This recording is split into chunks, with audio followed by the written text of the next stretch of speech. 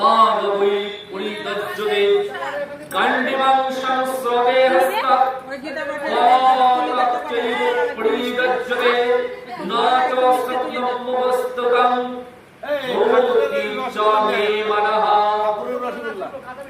অর্জুন বললেন, হে কৃষ্ণ, যুদ্ধ ইচ্ছায় আত্মসংযমকে সম্মুখে উপস্থিত থেকে আমার শরীর অবসন্ন হচ্ছে, মুখ শুকিয়ে যাচ্ছে, শরীর কাঁপছে এবং রোমাঞ্চ হচ্ছে, হাত থেকে ধনুক স্তম্ভিত হচ্ছে এবং চর্ম জ্বলে যাচ্ছে।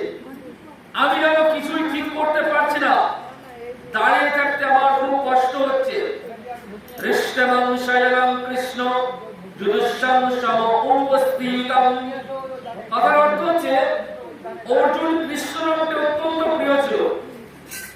এই কৃষ্ণ নামটি শ্রীমদ্ ভাগবত গীতায় সমদানটি 9 বার উল্লেখ আছে। ভগবান শ্রীকৃষ্ণকে উল্লেখ করতে অন্য কোন সম্বোধন এতবার ব্যবহার হয়নি। তেমন ভগবান এই পার্থ নামটি অত্যন্ত প্রিয়, তাই তারা নিজেদের মধ্যে কথোপকথনের সময় কৃষ্ণ এবং পার্থ এই নামগুলি ব্যবহার করতেন বেশি, এবং এই নামটি লোকপ্রসিদ্ধ ছিল বেশি। সেই জন্য সঞ্জয় গীতার শেষে কৃষ্ণ এবং পার্থ এই নামের উল্লেখ করেছে। যত্র যোগেশ্বর কৃষ্ণ যত্র পার্থ ধনুর্ধর। মহাভারতে 18 নম্বর শ্লোকে 18 নম্বর অধ্যায়ে 78 নম্বর শ্লোকে এই কথাটি উল্লেখ আছে।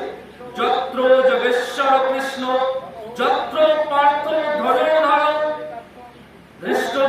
ধৃতরাষ্ট্র প্রথম বলেছিলেন সমবেদনা যুযুৎসব, এবং অর্জুন এখানে বললেন যুযুৎসং সমুপস্থিতম। কিন্তু এই দুজনের দৃষ্টিতে অনেক পার্থক্য আছে দেখা যাচ্ছে। ধৃতরাষ্ট্রের চোখে দুর্যোধন আদি তার পুত্র এবং যুধিষ্ঠির আদি পাণ্ডব পুত্রের এই রূপ একটা বিভেদ ছিল।